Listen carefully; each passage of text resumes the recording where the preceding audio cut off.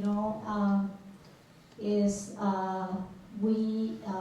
the last administration spoke about working in that, and we never saw anything.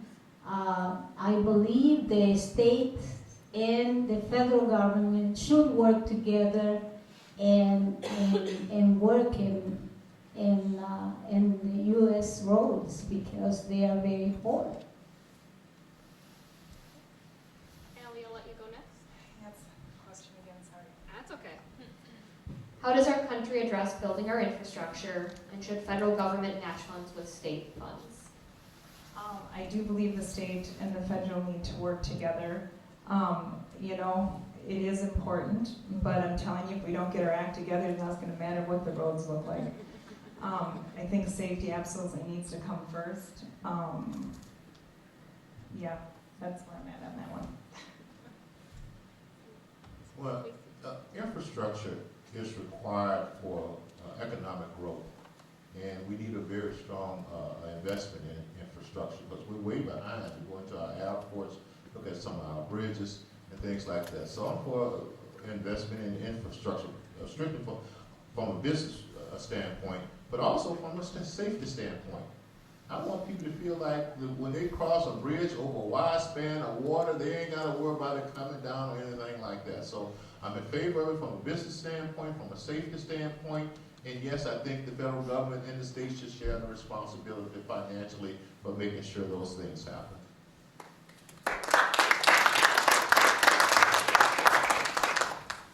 Our next topic is healthcare. It's no surprise to anyone in the room that healthcare costs continue to rise rapidly, and from insurance premiums to deductibles to the actual cost of care. Many of the Democrat candidates are supporting Medicare for all. What would be your solution to help the average American family on the rising costs of healthcare? And we'll start with you, Allie. Healthcare is so complex, and I believe that's why we don't have an answer for it. We have the poorest of the poor on Minnesota Care to get the best insurance, and then you have the people over here who work hard every day, and they don't have the greatest insurance. So, like, how do we balance this? We have all these government stipulations in place where we have practices that are coming together, they're merging together. That means competition isn't great. That means prices go higher. We have a huge problem here, and it's almost like we need a third tier because you have the Minnesota people, you know, if you're under $3,000 or you go over $3,000, you lose your insurance. Some of these people are very dependent on this insurance. We need like a transition in between the two. Yeah, I don't have an answer for it. It is very, very complex, and we definitely need to work together to solve this. Lucia?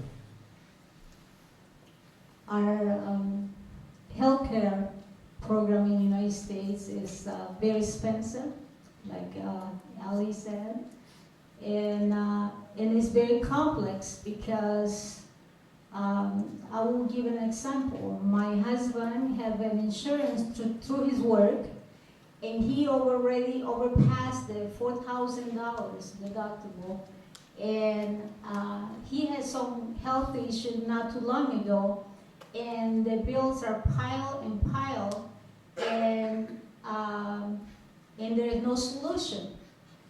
You know, you have to pay it, and everything is so high. Everybody expects to be paid, and I think as a country, we have a lot of work to do, but we cannot let Congress or the government to decide for us. Because I've been also with, I have a medical problem about 5 years ago, and it was outrageous how to see how the bills were piled, and no one had a solution. Thank so you. Unfortunately, we're out of time. Yeah. Lacey? I think the two main issues with health care is coverage and cost.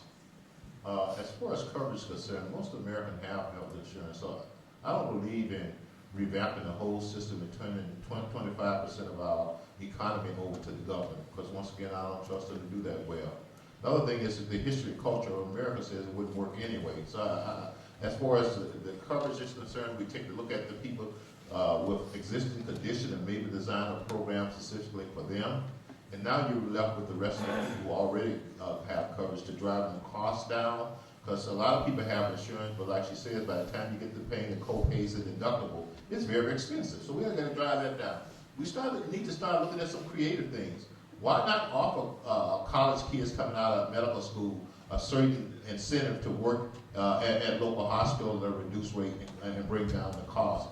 We got to eliminate all the state-by-state regulation and regulatory issues and get rid of the between state boundaries and things, and make competition nationwide, and rely on the free enterprise system to drive down coverage and come up with solutions rather than the federal government. Of course, I don't believe in a national healthcare system. All right, this is going to deal with the Equality Act, H.R. 5. It has been introduced in the House. The bill prohibits discrimination based on gender, sexual orientation, or gender identity. The bill allows the Department of Justice to intervene in equal protection actions. Would you or would you not support this act? Lacey, I'll start with you. I would support the act. I would have some hesitancy about the Department of Justice coming up with the regulations for it, because I've seen what happened with Title IX and how you get a socialist president in there and they come up with rules that really is not fair to anyone. But I support the act, and I think we should have equality and everybody should have equal rights across the board. Lucy, I'll let you go next. I support the bill, but I believe that everybody had the right to be treated equally as an American citizen. Allie? Again, this is complex because you support something like that and you just don't know where the outcome's going to go. Everyone should be treated equally, absolutely. My concern is, and what I see here in Minnesota in some cases, is you gotta live, you can be different. We should never ever judge. We never know what people are going through and what makes them tick. But you can't live on top of each other. You have to respect the differences without asking you to change your value system to accommodate the way that I choose to live. And, that ties into, different cultures and so forth, even with immigration, refugees coming here. There's one law that's called American law. You assimilate and we respect each other. Our people can't go back to a different country to live their life in their ways. This is what they know. And I think it's very important that when we come to those differences, respect is where we go.